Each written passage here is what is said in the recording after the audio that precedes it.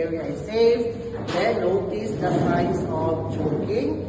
Mga signs is katong silent quick cry, restlessness, irritability, and cyanosis. Bluish na ang bata.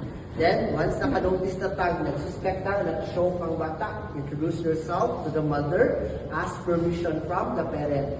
Okay? Introduce that you are a trained first aider. Then, after asking permission, pwede na ito ibutang ang bata guys sa flat surface, pwede equal baron. Then, pwede pa finger skills. Okay? Check na ito ang mouth using your pinky finger kung pwede ba na ito matanggal ang object. Pero kung dili gani ayaw pugsa. Okay? So, negative, dili mo matanggal ang object guys using your pinky finger. So, that's the time we give 5 back slaps or back blows. So, pwede ka mo lingkod guys. Then, downward. Yan, ang iyahang tiil guys ha. In between niya ang imuhang forearm. O, so kana ay, dala. So, ganing itong 45-degree angle. So, gikan din hi guys sa imuhang tupod o sa kanis, sa imong bata. That's 45-degree angle. Okay, then, ang iyang ulo guys, tanawag, yung sa nakang pagpuputo, sa puruma. O, diba? Sa yung na-notice, naka-HTCLM. So, ito yung purpose sa HTCLM. Open the airway. Okay? Diba? So, bisag naka-downward siya, guys, naka-HTCLM gihapon to open the airway or to widen the airway. Parehag yan po sa itong CPR. Diba? Yan naman doon natin ang bata. So, muna, bisag downward ka na siya. Okay, then, support na iyahang ulo, then iyahang chest. Ayaw tukaha, basta dirino mo sa liopak dahil yung pasyente. Ay, gitukok na nimo. Okay, then, in between, napod na ang iyahang forearms, iyahang legs. Then, sa iyong shoulder blade, guys, give 5 back blows. 1, 2, 3, 4, 5. Okay? Then, after giving 5 back blows, guys, i-transfer nimo sa iyong pikas nga knee.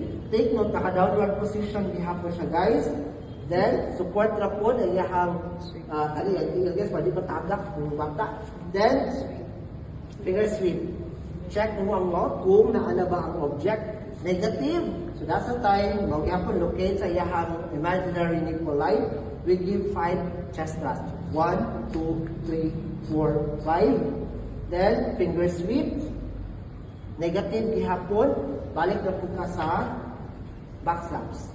Okay? 1, 2, 3, 4, 5. Then, transfer na po sa imong pikas na knee. Then, finger sweep. Negative. Chest thrust na po ka. 1, 2, 3, 4, 5. Finger sweep. So, tanggal na. Positive na. Nakuha na nimong object. Then, pwede na ito ibalik sa flat surface, guys. Now, for example, na-unconscious na ang bata.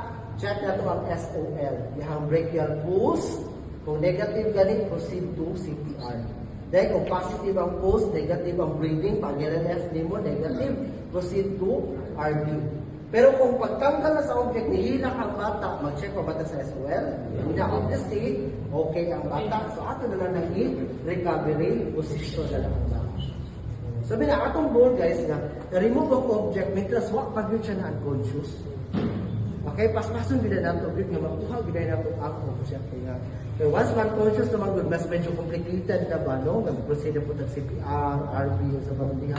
So kana, yung ato pa niya matanggal dahil ang object. Klaro na?